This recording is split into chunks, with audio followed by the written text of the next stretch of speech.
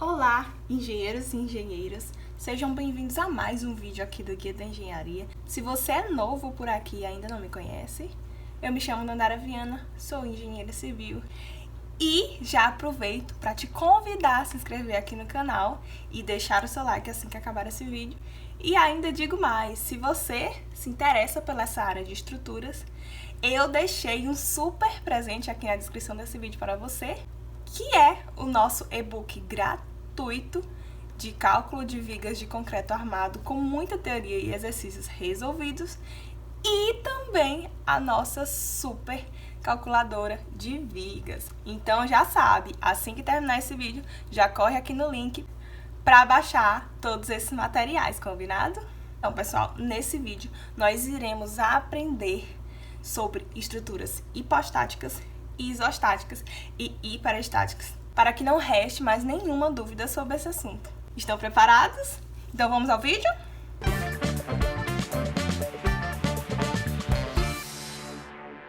Então, pessoal, antes que comecemos ao assunto propriamente dito desse vídeo, iremos primeiramente aprender sobre as condições de equilíbrio estático, que são duas.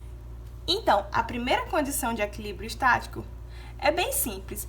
Para que uma estrutura esteja em equilíbrio, é necessário o quê? Que a somatória de todas as forças seja zero. Ou seja, essas forças devem se anular. Até aí tudo bem. Para ficar mais fácil de vocês visualizarem, vamos observar a imagem na tela. Nessa imagem, vocês podem perceber, pessoal, que temos a força F1, F2, F3 e F4 atuando sobre a estrutura e temos também as reações de apoio no apoio A e no apoio B.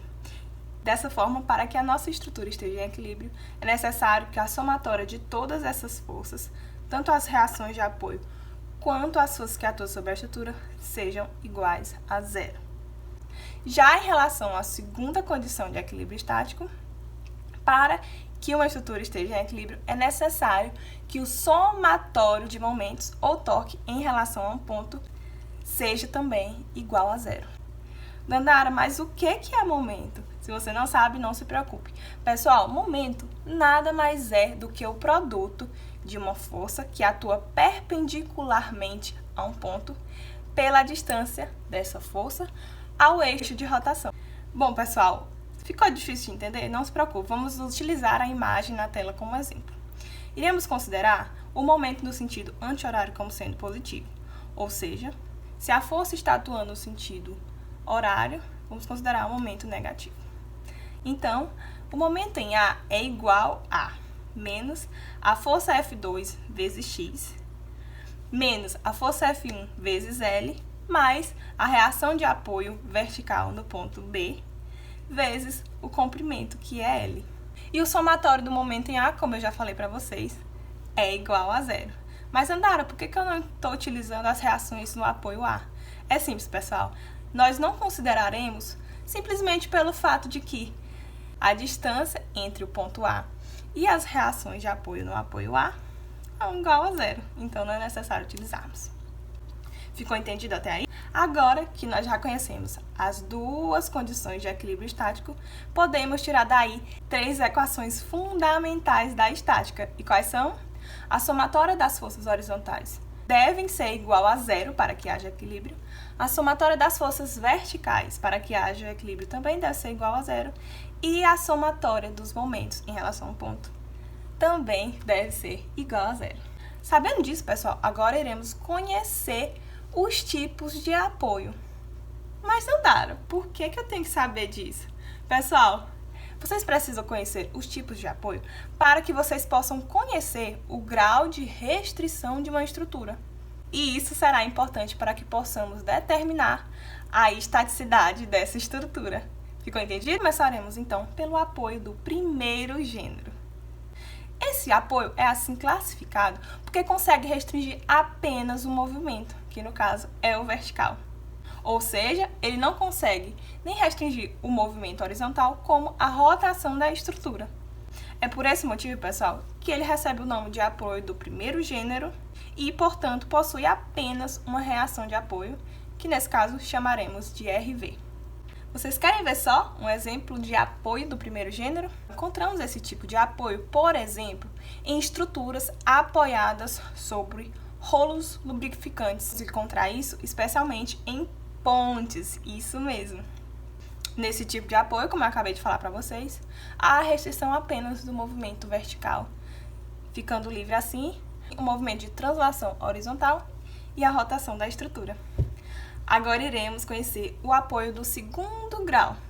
Vocês entenderam o primeiro, fica mais fácil de entender o segundo. O apoio do segundo gênero é assim chamado porque consegue restringir dois tipos de movimento, nesse caso o vertical e o horizontal, mas não consegue restringir a rotação da estrutura.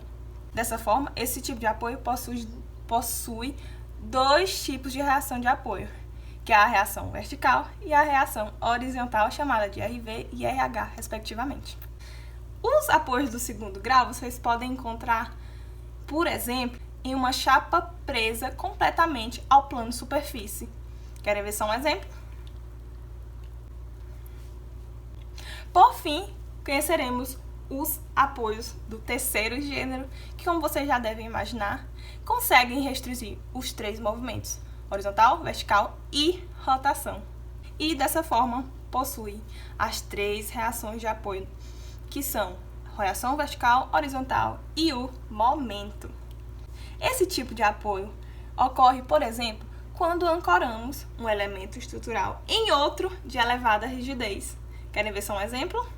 Um pilar de aço fixado em uma superfície. Agora que já obtivemos todos esses conhecimentos, estamos prontos para entrarmos de fato no assunto desse vídeo, que é conhecermos o grau de estaticidade das estruturas, que são três. Vamos começar pela primeira delas, que são as estruturas hipostáticas. Simplificadamente, pessoal, as estruturas hipostáticas são aquelas em que as reações de apoio são inferiores ao número de equações de equilíbrio. Você pode pensar assim: bom, temos três equações de equilíbrio, que é o somatório de f de x, somatório de f de y e o momento. Então, para que uma estrutura seja hipostática, o número de reações de apoio deve ser 2 ou menos, não é isso? Bom, pessoal, vocês quase acertaram. Na verdade, o número de equações de apoio pode ser 3 ou mais, dependendo do número de rótulas presentes na estrutura. Para cada rótula, adiciona-se uma nova equação de equilíbrio. Mas não se preocupem com isso agora, tá bom? Mas, Andara, o que é uma rótula? Bom, pessoal, a rótula é como se fosse um apoio do segundo gênero, que, como você já sabe, restringe o movimento horizontal e vertical, mas não restringe a rotação. O que isso quer dizer? Que no ponto onde a rótula está localizada, a somatória dos momentos é igual a zero. Então, vocês já devem imaginar que em uma estrutura hipostática, geralmente, há instabilidade.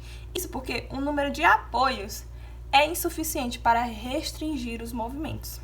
Mas, pessoal, podem ocorrer situações em que o próprio carregamento da estrutura consegue impedir os graus de liberdade que os apoios não foram suficientes para impedir. Nesse caso, há o que chamamos de equilíbrio instável. Há também, pessoal, a possibilidade de que a estrutura possua reações de apoio igual ou superior ao número de equações de equilíbrio e ainda assim ser considerada uma estrutura hipostática por causa da sua instabilidade, como nós veremos adiante. Entendido isso, iremos agora conhecer as estruturas isostáticas, que nada mais são as estruturas em que o número de reações de apoio é igual ao número de equações de equilíbrio, ou seja, estamos diante de um sistema determinado. Então, vocês fazendo o cálculo direitinho, vocês conseguem descobrir facilmente o valor das reações de apoio.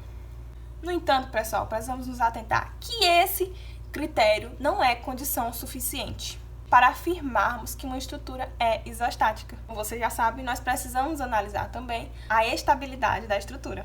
Portanto, vejamos esse exemplo.